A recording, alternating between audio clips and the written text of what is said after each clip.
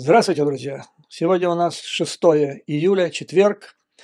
Видите, как интересно развивается событие. Одно цепляется за другое, как-то они оказываются взаимосвязанными. В первом, который я записывал вчера ночью, вы его сегодня увидели, кто увидел. В первой части большого исследовательского материала по поводу операции ЦРУ в Украине, объясняя, вернее, предполагая, почему эта статья появилась именно сегодня, то есть появилась она вчера, я высказал мнение, что одной из наиболее вероятных причин является растущая напряженность вокруг Запорожской АЭС, и которая перешла уже практически чуть ли не в истерию, и обе стороны в этой истории угрожают чуть ли не страшной катастрофой. И вот высказанное вчера мнение, кто смотрел мою первую часть этого видео, помнит, значит, я сказал, что это, скорее всего, был как бы сама статья была как бы сигналом к обеим сторонам прекратить валять дурака, потому что ЦРУ все видит, все знает, и не дай бог что-нибудь там случится, виновный будет определен со стопроцентной точностью и самым жестоким образом наказан, потому что если там произойдет катастрофа, это будет преступление против человечества. И вот, да, надо сказать, что по поводу этой статьи, приближающейся публикации, знала и российская сторона, и украинская сторона, потому что журнал Newsweek рассылал соответствующие вопросы, и они знали, о чем идет речь. И вот вчера же в журнале Time, сегодня я только увидел, интервью Буданова, очередное интервью Буданова, в которой он изрек сенсацию. Цитирую. По причинам, которые он, Буданов, отказался раскрывать, он сказал, что теперь эта угроза, то есть вселенской катастрофы на Запорожской ГЭС, уменьшилась.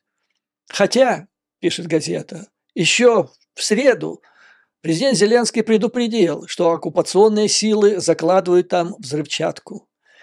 Дальше цитата Буданова. «Мы предпринимаем определенные действия в этой области по ограничению возможностей этой катастрофы, как публичные, так и непубличные». Уклончиво сказал он. И я думаю, что сейчас опасность искусственной техногенной катастрофы потихоньку снижается. Я вам напомню, что вообще вот эта истерия, по большому счету, началась с заявления Буданова некоторое время назад, когда он сказал, что пруд этот, вода из которого должна охлаждать АЭС, он заминирован.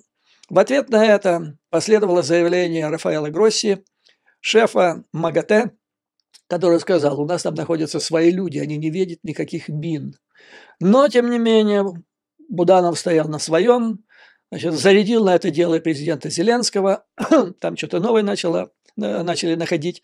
А теперь, оказывается, бамс, все, какие-то непубличные меры уклончиво предпринял Буданов, и все. Но остается открытый вопрос. А мины куда девались? Куда девались мины, которые были заложены вокруг пруда, которые могли привести к техногенной катастрофе? Ответа на этого нет.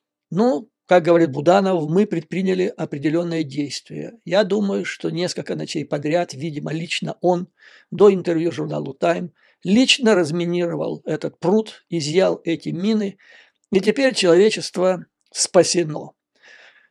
Ну да, это так, можно, конечно, поскалить зубы над этим делом, но вот эта болтовня, а во второй части мы о ней поговорим, потому что о ней говорит уже ЦРУ, она просто зашкаливает уже, нанося невероятный ущерб государству в плане подрыва доверия иностранных партнеров, причем важных партнеров, от которых зависит само существование сейчас Украины.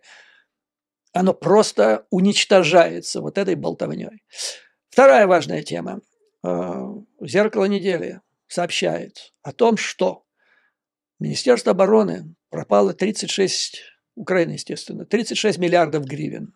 Я вам напомню, что это около 1 миллиарда долларов США. Это те деньги, которые были, причем значительная часть, в первые месяцы войны были выведены за границу, и там в офшорах они и и остались. И те люди, которые их вывели, они, естественно, думают, что никто не знает, где они находятся. Должен их в этом разочаровать. Все известно. Все под колпаком. Ну так вот, значит, что такое 1 миллиард долларов? Я вот посчитал F-16, по которым Украина может рассчитывать, значит, они будут поставлены. Сколько они обойдутся, их поставка, каждая F-16, если они будут поставлены в Украину, то это получается 26 F-16. Это практически 2 эскадрильи в офшорах. Поэтому, значит, когда задают вопросы, а где наши самолеты, где наши там дальнобойные, вот они, спрашивайте у Резникова, хотя, должен сказать, Резников здесь ни при чем, он вице-председатель ФУНТ. Начиная с июня, по-моему, это июнь или июнь прошлого года, когда было по инициативе, естественно, Ермака организовано агентство по закупке военного снаряжения. Это было сделано по инициативе Ермака. Туда был посажен его давний бизнес-партнер, который вместе с Ермаком был, втроем они были, в одной компании с неким Эммануилом, Рахмимом Эммануиловым. Я о нем уже рассказывал, человеком с очень глубокими и далекими связями в Российской Федерации. Вот втроем они крутили вместе бизнес. То есть это та же самая консерва российская, что и Ермак. Ну и второй человек, он в Министерстве обороны. Значит, он занял потом должность этого Шарапова, Минобороны. Второй человек – это Гаврилов. То есть вот 3 человека, которые определяют все деньги, которые идут из Украины на закупки этих, на закупку вооружений. Вот эта святая троица, значит, спрашивайте у них, где наши F-16, может, они вам ответят. Ну и вкратце, я уже клялся вчера, говорил, что заканчиваю эту дискуссию, но поскольку увидел там мнение людей, вернее, вопросы людей, которые действительно не идиотские по этому поводу, видимо, люди действительно хотят узнать, как обстоит дело с МиГ-29. Но опять-таки срезают. Вот нет МиГ-29 блок 70. Значит, открываем. Есть МиГ-29 блок 70. Вот он прямо так и записан в запросе. В вопросе самой главной инстанции ВВС Украины в Пентагоне, на котором в Пентагоне нынче работают. Так вот, почему? Откуда он взялся, блок 70? Идея состоит в том, что при помощи модернизации, которые должны быть подвергнуты эти МиГ-29, они получат те же самые возможности технические, боевые, что и F-16 блок 70. А именно, вот здесь пишется, значит, модернизация МиГ-29 блок 70. В результате глубокой модернизации ВВС Украины получат современный МиГ-29 блок 70, имеется в виду поколение 4.2+.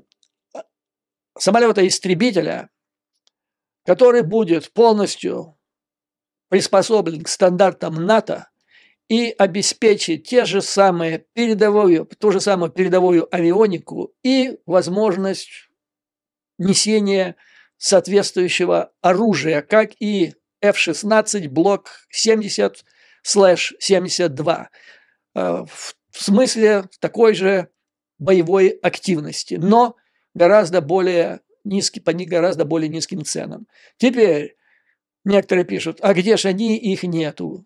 Как говорят в Одессе, их много есть у меня. Так вот, значит, предусматривается, это так, для начала разминки, предусматривается поставка 48 таких, вернее, выражается готовность приобретения 48 таких самолетов-истребителей.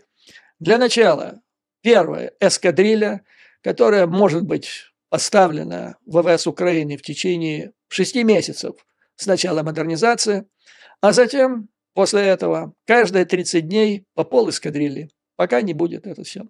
Все, заканчиваю. Ну и напомню еще F-16. В настоящее время ВВС Украины не нуждается в поставках этого самолета, потому что нет никакой инфраструктуры и логистики. Вопрос закрыт. Ну, а теперь переходим к исследованию ЦРУ, второй части. который первый я вам доложил вчера.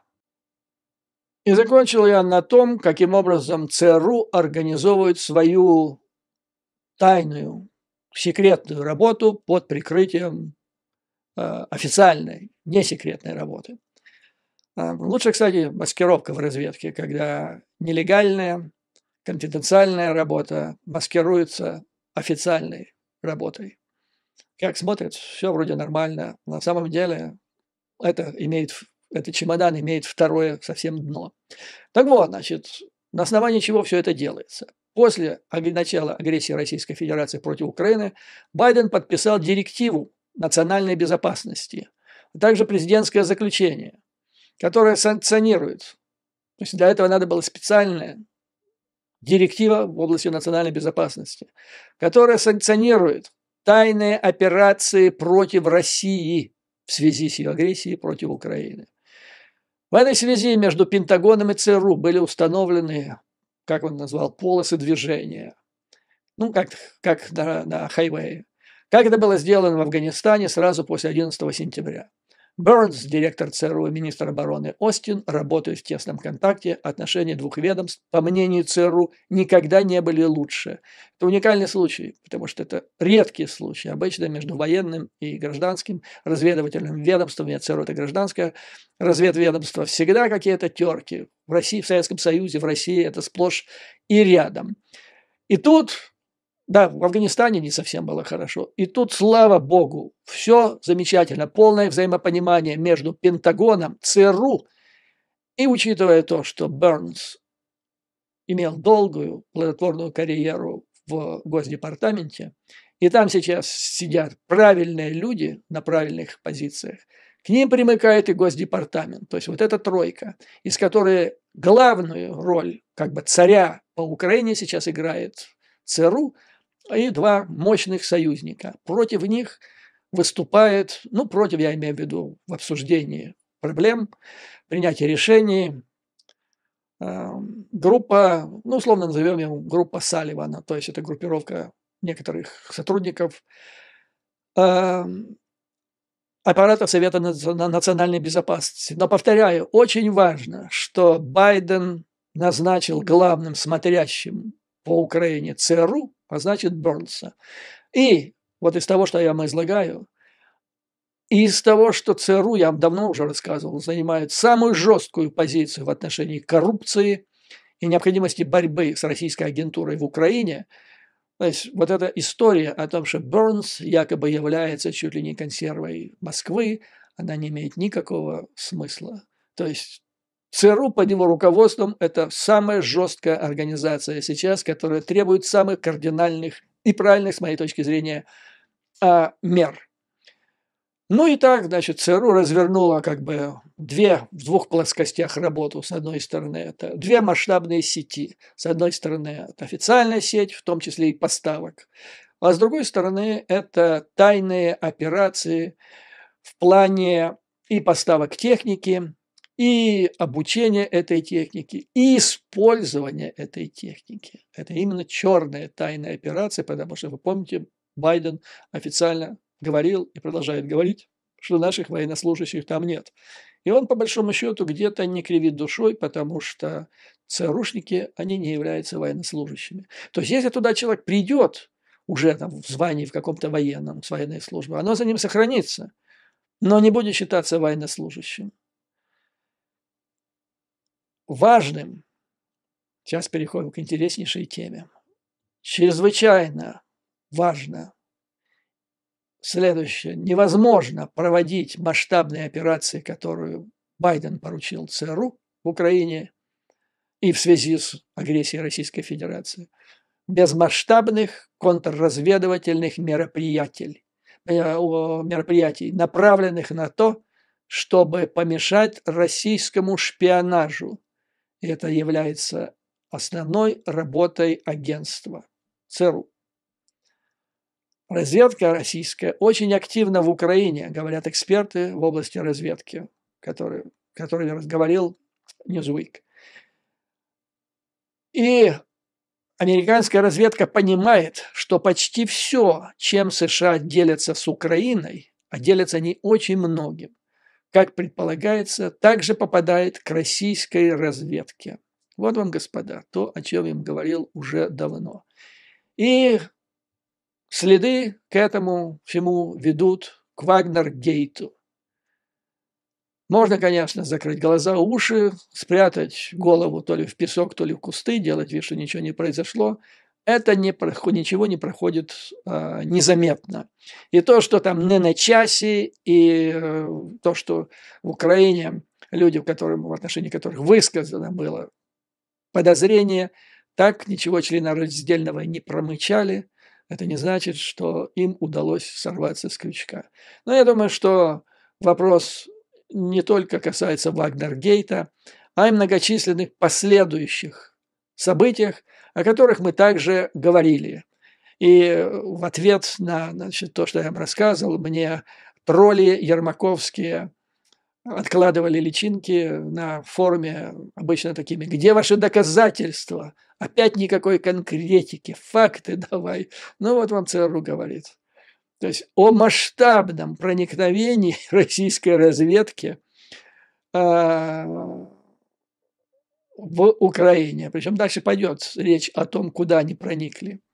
Вот одним из проявлений масштабных усилий ЦРУ в этой области, я знаю, они, как мы сейчас поймем, очень много, явилось дело Кулинича, Сивковича, да, и Наумова, о котором я вам говорил, что она является классическим примером о том, что критически важные подразделения государственного аппарата Украины сейчас, которое имеет самое прямое отношение к вопросам национальной безопасности и самого существования страны, они фактически находятся или находились под прямым управлением ФСБ Российской Федерации.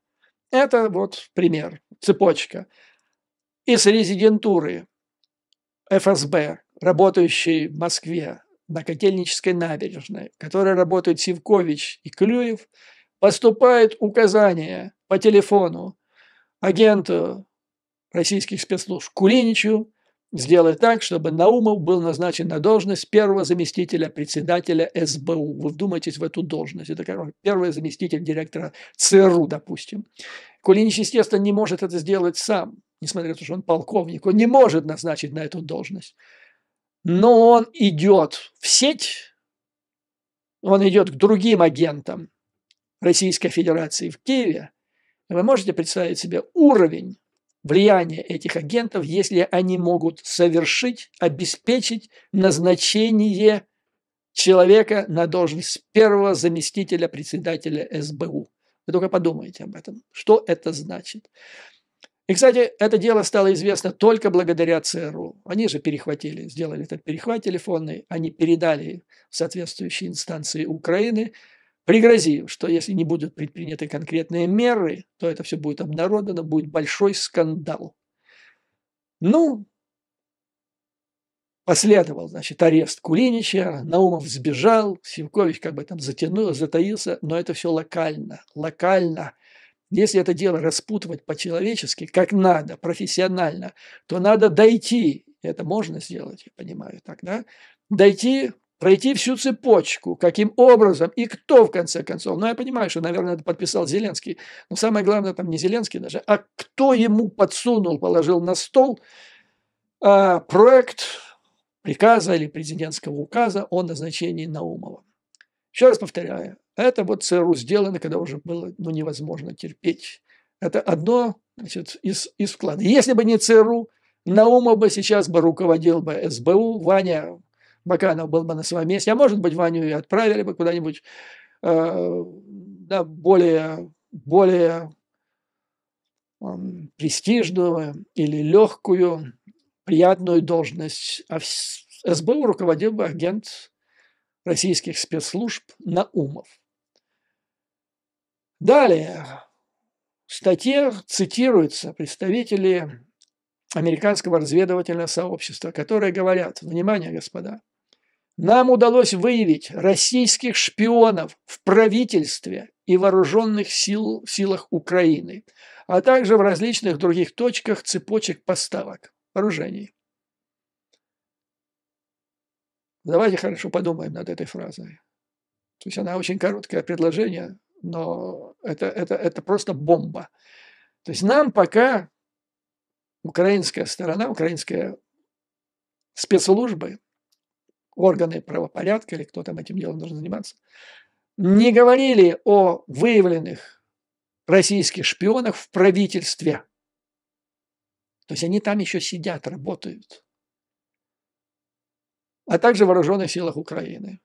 Ну, Министерство обороны. Я не думаю, что они есть в ВСУ, потому что в ВСУ надо воевать.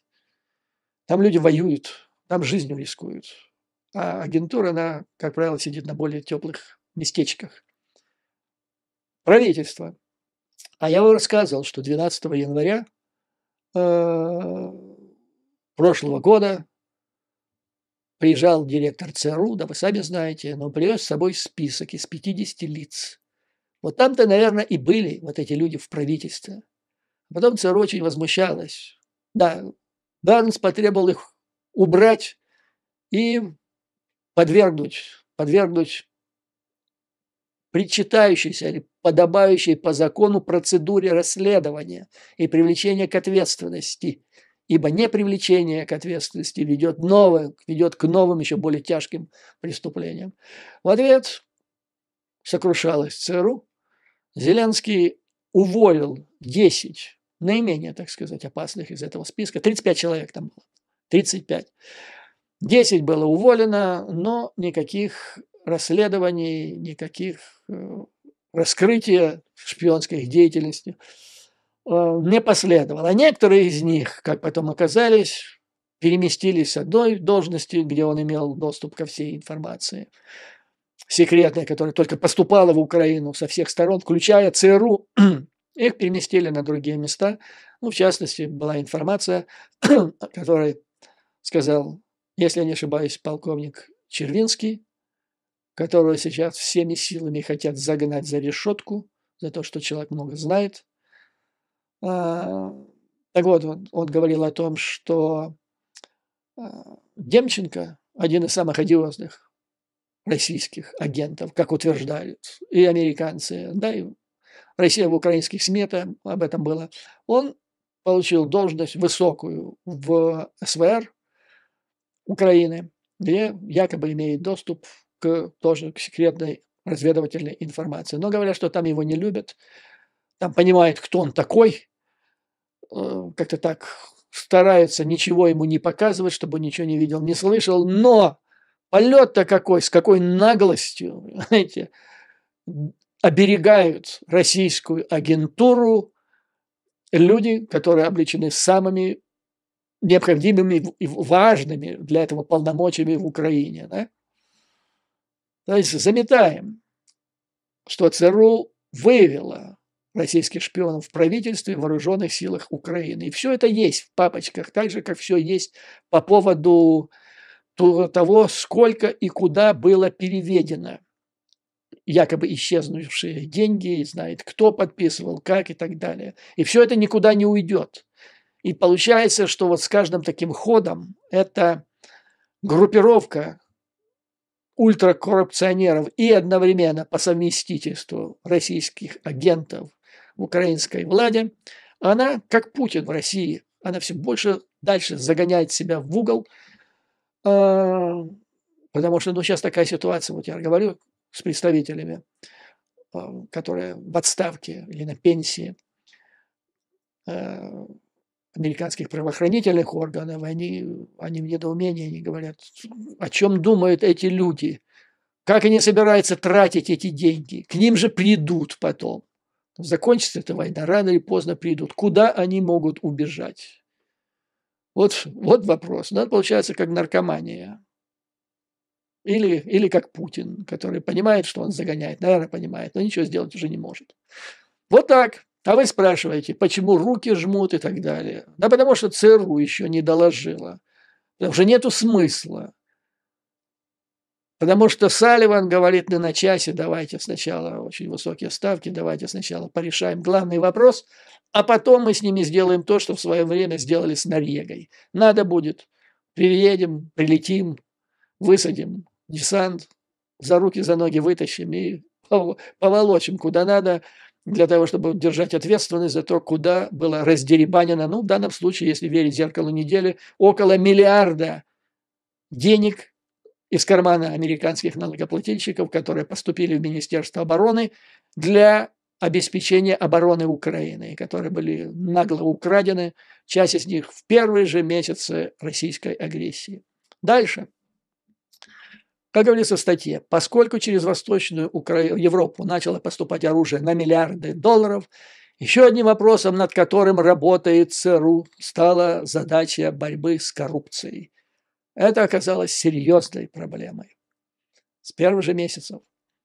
Я вспоминаю, когда я впервые поднял вопрос о коррупции и о том, что куда-то налево эта помощь уходит, налетели сразу тролли, начали обвинять меня во всех грехах, там страшная кампания поднялась. А Леха Золотое Яйцо, который сейчас якобы якобы министр обороны Резников, он тогда витийствовал, как можно украсть гаубицу 3 семерки. Но они нашли, как можно украсть. То есть никто, конечно, гаубицы не крал, потому что можно было просто воровать деньги. Они нашли этот выход. И для этого была создана вот эта система. Ермак и 2 человека, без подписи которых не могут быть закуплены МиГ-29, Блок 70 или F-16, Блок 70. Ну ничего, если только это не идет из, так сказать, DPA, президентского права президента Соединенных Штатов брать технику для поставки в Украину прямо из арсенала Пентагона. И вот эта борьба, как здесь указывается, то есть с коррупцией, включала в себя не только учет того или исследование, расследование того, куда идет оружие, но и борьбу с хищениями, откатами, связанными с переброской такого количества материальных средств в Украину. Вот это вот хищение, откаты, это как раз вот касается этого миллиарда долларов в частности. Это тоже, чем занимается ЦРУ. И уверен, что там есть достаточно. Но, имея этот опыт с письмом на 35 лиц, который привез в свое время директор Бернс в Киев, бесполезно. Сейчас в Вашингтоне понимает, что смысла никакого нет, но мы дождемся подходящего времени. То есть никто не забыт, ничто не забыто. То есть эти люди находятся как рыбка, пескарь в аквариуме, который виден со всех сторон. И с ними вопрос клянутся чисто принципиально, что они никуда не уйдут. Дальше очень интересная информация – это борьба с Польшей. Я считаю, это очень интересно. Знаете, я вот как вчера помню, это день, когда рухнул Советский Союз. Вернее так, это был августовский путч 91 года, после которого уже стало ясно 23-го, когда путч провалился, ясно было, что Советскому Союзу крышка. Украина уже объявила о своей независимости, и народ мечтал. Ну, как мы теперь заживем, когда перестанем кормить москалей? И тогда действительно было, вот люди, ученые, там проводили подсчеты, согласно которым по основным показателям, главным, по доходу на душу, где-то по промышленному развитию Украина была центром ВПК, которым делалось, буквально производилось то, что говорят, top of the line, вещи для вооруженных сил России, включая ядерный щит. Так вот, значит, считалось, что Украина близка к Франции, и вот чуть-чуть еще, 5 лет мы немножко поднажмем сейчас и будем как во Франции.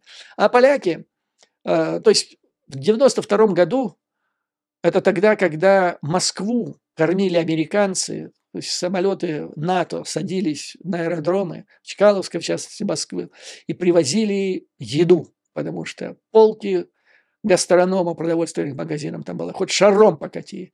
То есть Москва, я уже не говорю о других городах, Москва жила, выживала и ела за счет, значит, с рук американцев, страшных врагов, которые должны были ее растерзать и захватить ее необъятное богатство. Я приезжал на юг к своим родителям, которые тогда там жили, пострелять рыбу летом в Днепре. Магазины были забиты. Забиты всевозможными консервами, в общем, вкусняшками там и так далее. А поляки, приезжали в Украину в то время для того, чтобы отовариться. То есть Украина была на голову более развитым государством, чем Польша. И вот прошло известное количество времени. Польша – это один из лидеров Европы, восходящий сейчас экономически и политически, одна из главных союзников Соединенных Штатов Америки в Европе, в НАТО, страна с хорошо развивающейся экономикой, страна с мощными вооруженными силами. И там вот были разговоры, что Россия там куда-то вторгнется. Ну, режим показал путь Пригожина, куда он вторгнется, какое НАТО, какая Польша, о чем вы говорите. Ну, так вот, значит, здесь говорится о том, что Польша стала самым тесным партнером Соединенных Штатов, политическим, в рамках НАТО, а также в рамках спецслужб. Доверие, господа. Вот что развили поляки с Соединенными Штатами Америки. И когда я говорил о разнице вот сейчас между, почему так случилось с Польшей вот за последние 30 лет и с Украиной, это произошло из-за того, что в Польше оказалась национальная элита, настоящая национальная элита, которая принимала решения в интересах государства. В Украине, к сожалению, 30 лет страной практически правила компрадорская буржуазия. Это то, что все на продажу. Совершенно продажная группировка, которую элитой, конечно, никак назвать нельзя. Вот в чем разница. Как писал, по-моему, Энгельс, каждый, ну да, он про народ писал. Ну, в общем, страна такая, какая у нее элита. И для того, чтобы поменять страну, надо менять элиту. Так вот, как говорится в этой статье, после окончания Холодной войны между Польшей и США при посредничестве ЦРУ установились особо теплые отношения. С Украиной, как мы читаем в этой статье, до сих пор этих отношений нет, несмотря на всю ту помощь, которую сейчас США оказывают Украине, полякам, американцы подобной помощи, да ни одной другой стране со времен Второй мировой войны не оказывали. Тем не менее, самые теплые отношения, потому что поляки соображали, с кем надо устанавливать отношения, доверительные отношения. Ну, тут даже пример курьезный, что в 2002-2003 году на территории Польши принимала черный объект ЦРУ. То есть, помните, тюрьмы были такие, как их называли еще, пыточные центры, куда американцы ЦРУ, которые не могли подвергать допросов с пристрастием тех, которые подозревались в терроризме, вот они в разных странах организовывали такие центры, и Польша была одним из них. Я не говорю о том, что это хорошо, но я просто говорю о том, что когда американцам это было надо, они считали, что это надо с точки зрения национальной безопасности после 9/11. Польша ответила, то есть, как говорится, друг в беде – это настоящий друг. Или когда он нужен, это настоящий друг. Вот так это, значит, произошло. Вот что значит это доверие, о котором я им говорил и продолжаю говорить, потому что красная нить вот этого всего повествования про ЦРУ. Что такое доверие? Доверие – это прежде всего готовность не обмануть партнера, не подвести его, не узнать от него какой-то секрет и потом стукнуть врагу этого, значит, якобы партнера. Это значит не украсть то, что он тебе дает на определенные цели, не украсть и не развернуть это в другую сторону. Ну и вот, то есть еще раз, господа, привожу свою мысль, потому что опять-таки неоднократно будет возникать вопрос, когда же мы будем в НАТО. Сейчас вот приближается саммит этот в Вильнюсе. Пока не будет доверия, никакого НАТО. Мне, конечно, приводят вопросы, там, а вот там Македония, Кипр, кстати, говорят, почему Кипр, откуда Кипр, какой НАТО там, Албания. Ну, Кипр, Албания, то есть не Кипр, а Македония, Албания, это государство в центре Европы, это Балканы, это мягкое подбрюшье Европы, о котором говорил Черчилль. Они принципиально не важны, они нужны только с точки зрения логистики. Нельзя оставлять такое, понимаете, в центре Европы, мягкое подбрюшье не под своим контролем. Вот почему их туда приняли. Турцию в свое время приняли, потому что Советский Союз нужно было закрывать. Фланг НАТО, никуда не денешься, надо было это сделать. С Украиной ситуация другая. Ну и так, по большому счету, ребята, ну, мы же просимся к ним. И они выставляют не бог весь какие критерии.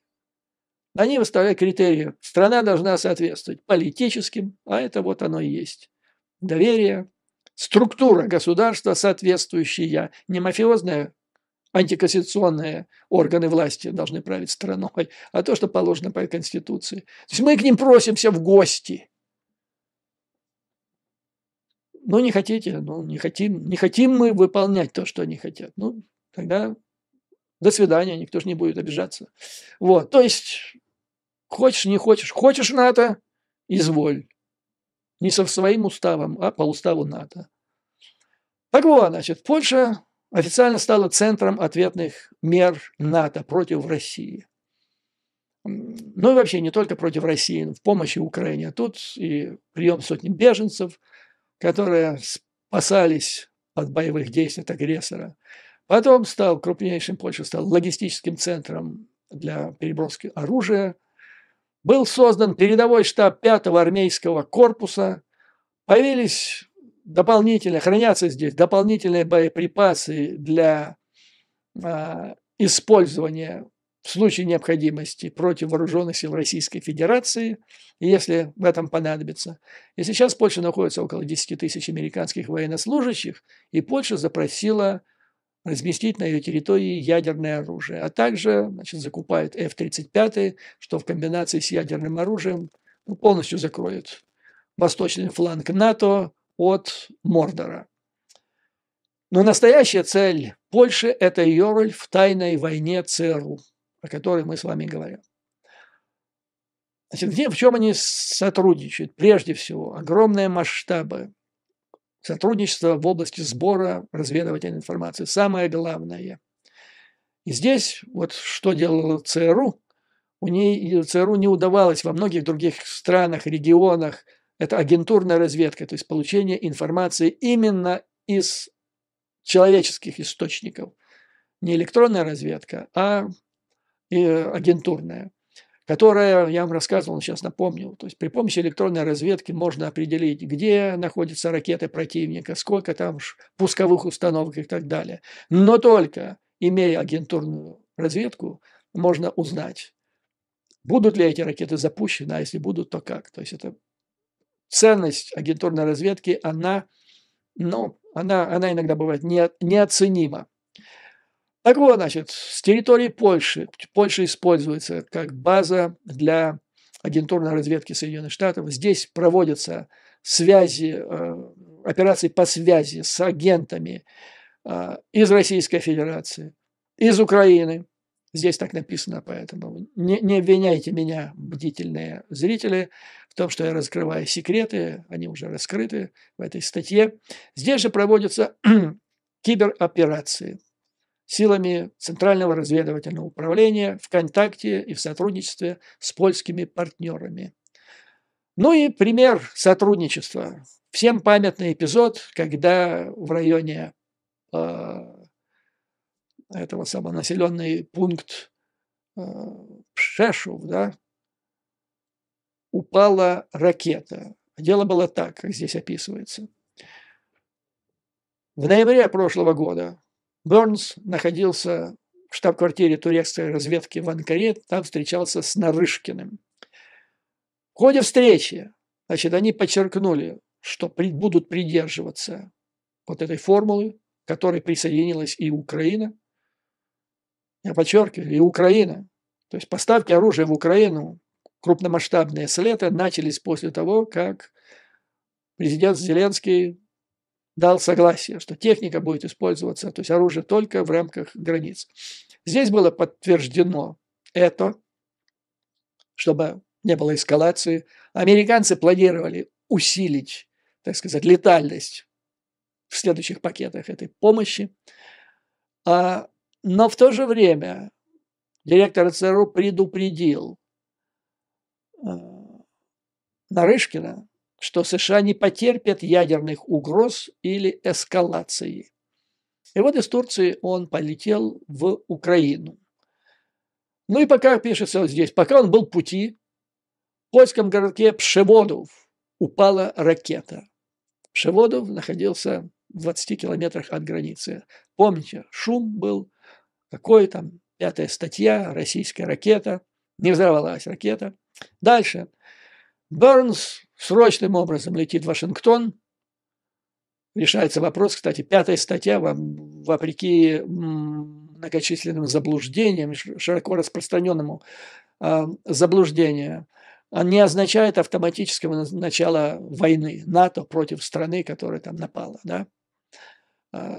Она означает начало консультаций с тем, чтобы определить, действительно ли было предпринято нападение на одну из стран НАТО. Какое это было нападение? Умышленное, неумышленное? Или кусок железа упал случайно? Ну и дальше обсуждение, что будем делать. Но формула нападения на одного, нападения за всех. Итак, Бернс направился в Вашингтон. Там поступили данные со всех 17 агентств Соединенных Штатов Америки.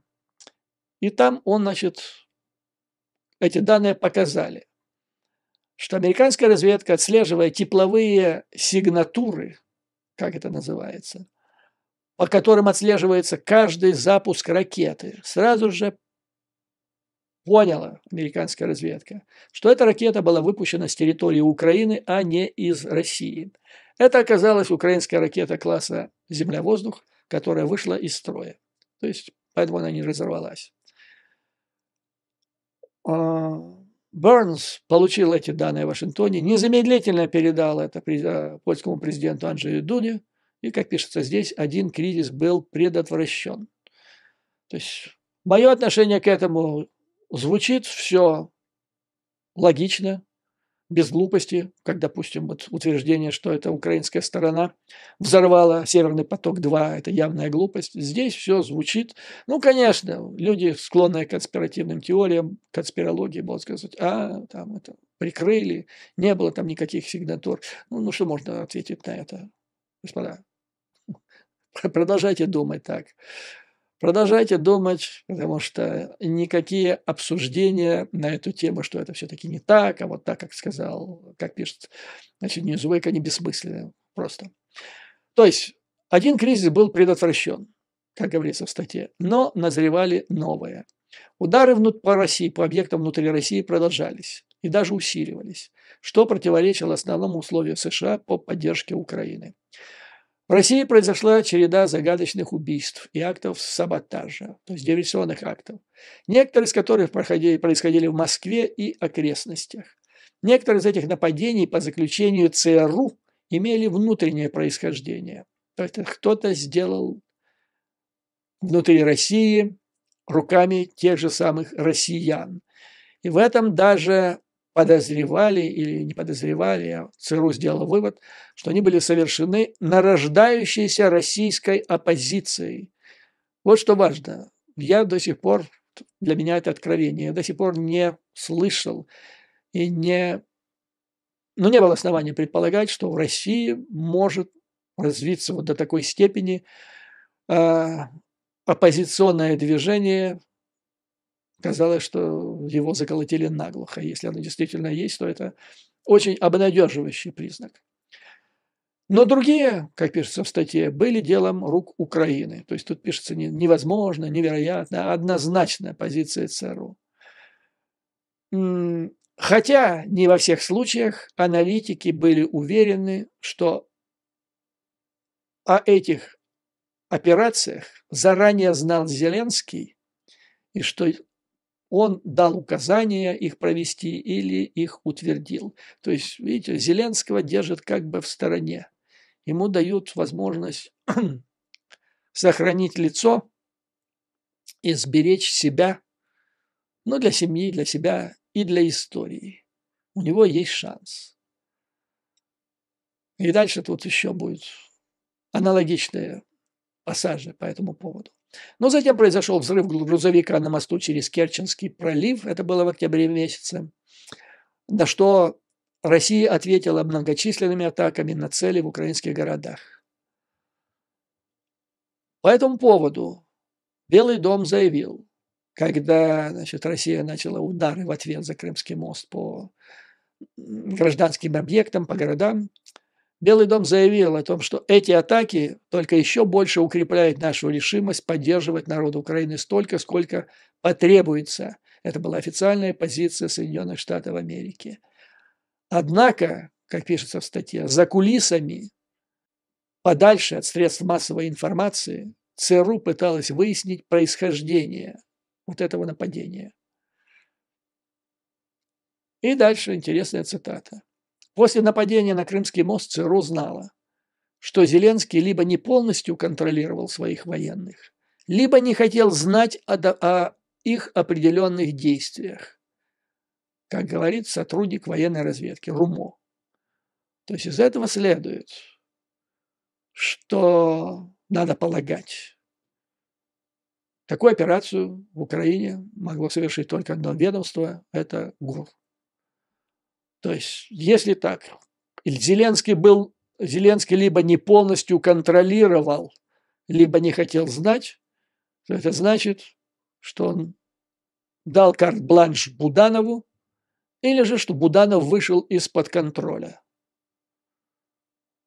Ну, понимаете, и оба этих вывода или предположения, они плохи с точки зрения ЦРУ, а поскольку ЦРУ сейчас является главным, так сказать, смотрящим по Украине, это плохо и с точки зрения администрации. То есть, господа, я вам сейчас читаю, то есть то, что здесь говорит ЦРУ, представители РУМО, что пишет Newsweek. Поэтому не надо тут, понимаете, не надо вот все там, консерва вскрыта, не надо глупостей. Вот эти глупости, пожалуйста, на заборах где-нибудь там пишите, потому что, они не имеют смысла. Я же вам рассказывал уже о разнице между мессенджером, гонцом и той информацией, которую несет. Я гонец, я вам излагаю информацию для тех, кто понимает, что это такое и хочет ее знать. Дальше. За атакой на Керченский мост последовал еще более дальний удар. Это по российской базе бомбардировщиков в Энгельсе.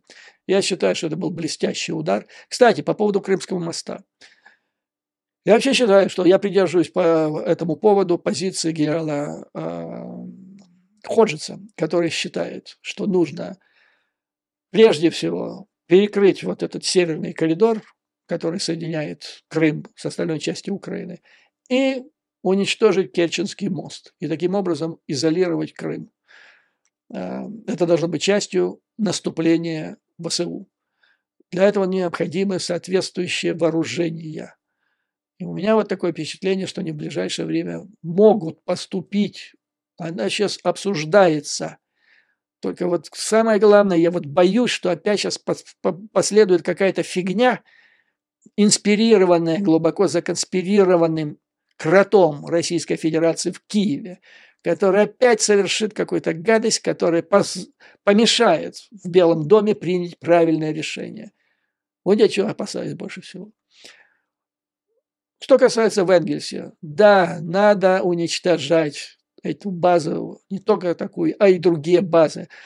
Но желательно это делать действительно так, чтобы это падали бомбардировщики. То есть эти ракеты, бомбы, наносились удары не где-нибудь там по заборам баз, а вот по объектам, по конкретным объектам. Надо уничтожать те Ту-95, которые передал, я напомню, Российской Федерации, передал. Это были украинские бомбардировщики. Передал президент Кучма вместе с теми ракетами, которые они сейчас запускают по Украине. Вот, например, еще один. Еще один пример многогранной вредоносной деятельности так называемой украинской элиты, которая управляла страной 30 лет. Так вот, по словам высокопоставленного чиновника ЦРУ, заранее не знала ни об одном из этих ударов, но начали циркулировать слухи о том, что агентство, то есть ЦРУ, через некую таинственную третью сторону направляет другие направляет других, то есть Украину, нанести удар по России. То есть, учитывая, что в Москве сидят люди с воспаленным воображением, значит, эти теории должны были им показать, что американцы вроде сказали, что мы не будем каких-то рамок придерживаться. А теперь они тайно, через какие-то там третьи силы наносят или наускивают украинцев, или тайные агенты ЦРУ запускают вот эти беспилотники, обманывая нас тем самым. Поэтому давайте-ка мы сейчас применим в Украине ядерное оружие. Ну, примерно так вот оценивали развитие ситуации по плохому плану в Центральном разведывательном управлении. Я даже скажу, что я считаю необходимым делать, потому что выиграть, то есть Украине выиграть войну, а ее необходимо выиграть, и она будет выиграна, не нанося удары по тем объектам, с которых наносятся удары по Украине, это невозможно. Это противоречит правилам войны. Хотя были истории, случаи были в истории. Во Вьетнаме велись боевые действия, в основном в границах Вьетнама, хотя там были выплески через границу в Лаос, там Камбоджа, но это так, слегка. В Корее то же самое. В Афганистане, по большому счету, то же самое было. Но между этими странами и Украиной большая есть разница. У тех стран под боком через границу не было вот такого мордора, такого отморозка, который имеет Украина. То есть если не доносить эти удары по объектам в России, то она будет бесконечна. То есть 30 хватит сил и средств, 30 ракет изготовить в течение месяца. Вот она будет до бесконечности посылать эти 30 ракет, не давая жизни Украине. С этим делом надо заканчивать, но об этом попозже. Итак, утверждение ЦРУ вынуждено было, уникальный случай. Обычно они никак не комментируют все, что относится к настоящим или выдуманным кем-то разведоперациям. Здесь ЦРУ выступила и заявила публично, что утверждение о том, что ЦРУ каким-то образом поддерживает диверсионные сети в России, категорически неверно. Ну и дальше тут кульминацией всего этого стала атака беспилотника 3 мая у стен Кремля в Москве. И Патрушев тогда обвинил США и Великобританию, заявив, что совершенные в России теракты направлены на дестабилизацию общественно-политической ситуации, подрыв конституционных основ и суверенитета России. Кстати, тогда, вот, когда мы обсуждали этот вопрос, я вам сказал, что, скорее всего, с моей точки зрения, это была провокация ФСБ. Но в это же время, как пишется в статье, украинские официальные лица косвенно признали свою вину. Так, советник Зеленского Михаил Подоляк, подливая масло в огонь, сказал: «Карма – жестокая вещь». Ну вот опять это, понимаете, опять это безответственная болтовня. Опять, вот сюда же относятся разговоры, кстати, других государственных деятелей, представителей Украины о том, что там мы будем добиваться развала Российской Федерации, она распадется на части. Вот это вот самое то, что надо Кремлю. Потому что для всего западного мира, который является основным, единственным союзником Украины сейчас, развал России на части – это катастрофа. Это, значит, бардак, хаос, расползание ядерного оружия, и хуже быть ничего не может. То есть она может развалиться. Можно менять путинский режим, но не надо трепать об этом языком. Вот что главное. Вот что главное, понимаете? То есть такой безответственной болтовни по важнейшим темам для существования государства Украины за 30 лет не было, как за предыдущие 1,5 года. А почему? А потому что непрофессионализм повальный. Это одна из самых непрофессиональных администраций за 30 лет существования независимой Украины. Там были плохие люди, да. Но даже Янукович пытался подобрать квалифицированных, циничных, но квалифицированных профессионалов.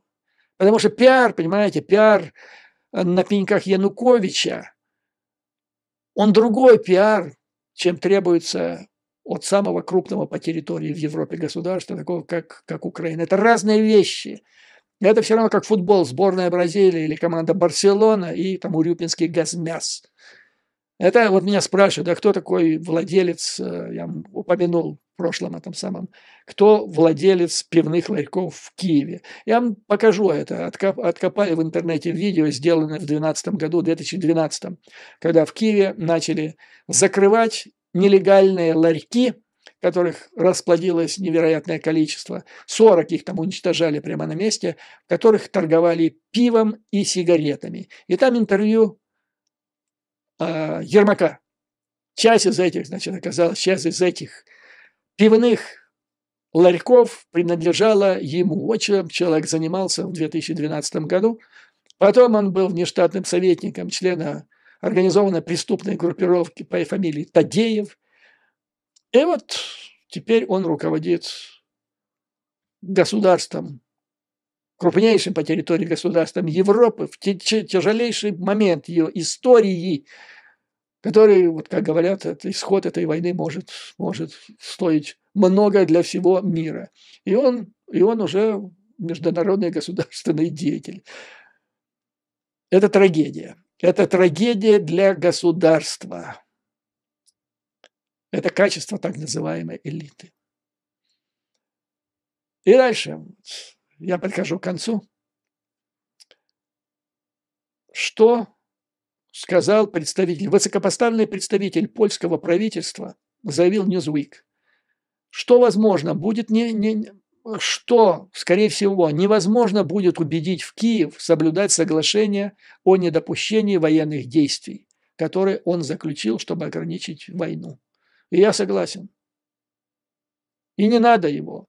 То есть нельзя его соблюдать, потому что войну выиграть нельзя. Вопрос нужно решать, но нужно решать его иначе. И дальше мы поговорим как. Дальше цитата этого государственного деятеля, поляка, ближайшего, опять-таки, друга и союзника Украины. По моему скромному мнению, ЦРУ не понимает природы украинского государства и, внимание, безрассудных фракций, которые там существуют. Вот оценка ближайших союзников. Природа не та, которая надо для НАТО, нынешняя природа украинского государства, которым орудуют безрассудные фракции. Так вот я вам скажу, что такое за природа украинского государства сейчас. Это мафиозная структура, которой роль главного органа управления играет неконституционный орган под названием Офис президента. Неконституционный, который узурпировал власть, фактически совершив де-факто государственный переворот, и который фактически руководит сетью коррупционеров и агентов Российской Федерации, работающих на важных государственных должностях. Это вот тех агентов, которых, как следует из этой статьи, выявила ЦРУ. И этот вывод, который я вам сейчас зачитал, он основан на вот этом исследовании деятельности ЦРУ в Украине, а также на многочисленных сообщениях СМИ Украины, а также на кейсе о том, как Наумов был назначен на должность. То есть иначе быть не может.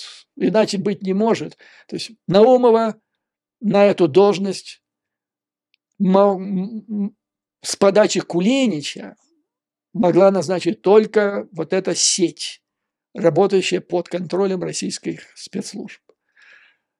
Ну и дальше,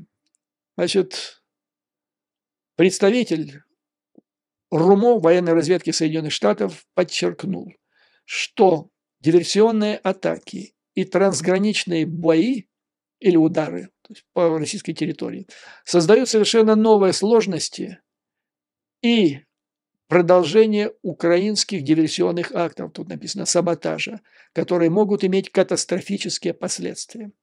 Это вот окончание этой статьи.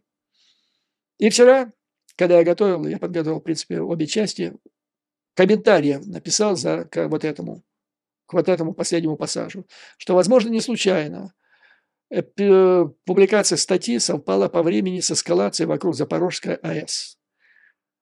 Игрища по подобным вопросам насчет катастрофы АЭС Запорожской, они недопустимы. Это действительно может привести к катастрофе.